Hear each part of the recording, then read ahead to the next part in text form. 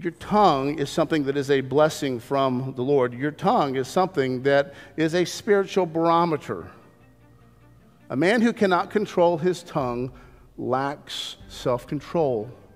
A man who cannot control his tongue lacks wisdom. You see that over and over as you look through the Proverbs. And the solution there isn't just to say, okay, well, I'm not controlling my tongue, so I'm going to work harder at controlling my tongue. Yes, you should do that, but it is evidence of a spiritual condition. It is evidence of a spiritual problem. The inability to control what you say is very much connected even to what you do. Learning to control what you say is connected to learning to control what you do. James gives us this understanding. I won't read the whole passage, but that idea is very much contained there in James chapter 3. But James 3, 5 and 6 says, "So also the tongue is a small member, yet it boasts of great things. How great a forest is set ablaze by a small fire.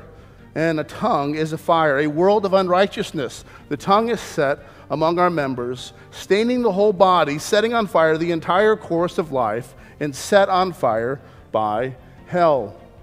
You were given your tongue, you were given the ability to speak for the purpose of glorifying God. Have you thought about that? Have you thought about that?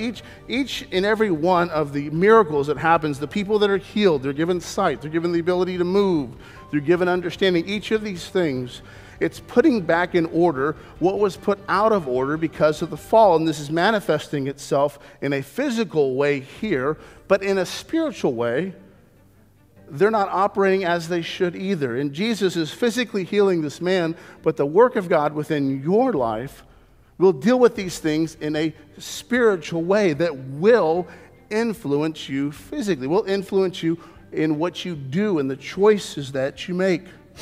And this demon was removed. This demon is exorcised, is removed by the power of Christ, and this man is now able to speak. He's able to speak for the glory of God. He's able to speak because God had made him for that purpose. God had given him a tongue whereby he could speak and God could be glorified. That's the purpose of your tongue. That's the purpose of your ability to speak, that you would use it in a way that glorifies God. However, those that are watching this miracle, those that are watching what Jesus does, begin to speak in ways that are ungodly. They begin to use their tongues in ways that are ungodly. They begin to show themselves to be spiritually mute, to show themselves to be unable to speak that which is true and right. They should have glorified God when this man was healed. They should have celebrated.